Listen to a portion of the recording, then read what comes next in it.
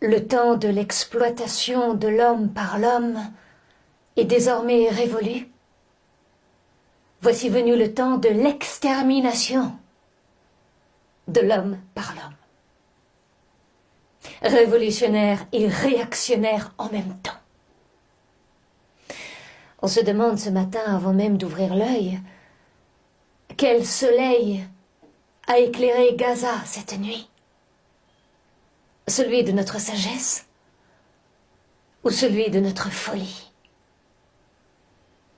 Les Arabes sont-ils devenus tous dupes de Lucifer pour laisser faire encore une fois cette guerre de propagande qui continue de déflorer le bien et de déplorer le mal? La colonisation par la force de la Palestine. Voilà l'origine du mal. Un supplément d'âme, dit Israël.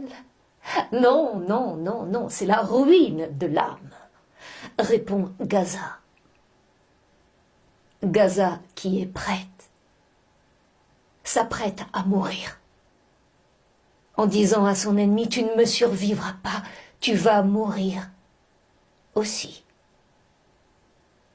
Parce que tu tiens à une vie à laquelle je ne tiens pas, celle du pouvoir à n'importe quel prix. Et c'est pour cette ignoble raison que le monde te suit. Et c'est pour cette raison que Dieu te fuit. Voilà.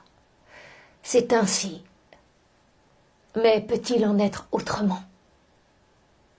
Allons-nous continuer d'assister, les bras croisés, à l'extermination savamment ordonnée et coordonnée d'une communauté à laquelle on voudrait ôter tout moyen de résister? Les Arabes sont-ils pour la plupart compromis? Le grand Manitou d'Israël vient de signifier sur toutes les télés branchées que le Hamas c'est Daesh. Avant de couper le courant qui alimente le cerveau du monde médusé, qui ne sait plus où est le bon grain, où est l'ivraie.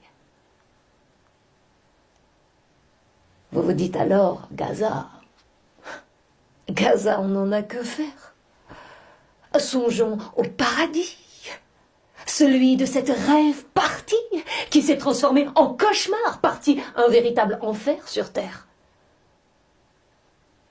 Mais ce que vous ignorez, c'est que si on laisse exécuter Gaza, il n'y aura plus d'au-delà. Parce que c'est la justice qu'on enterrera. La justice. Celle de Dieu. Celle des hommes, elle n'existe pas.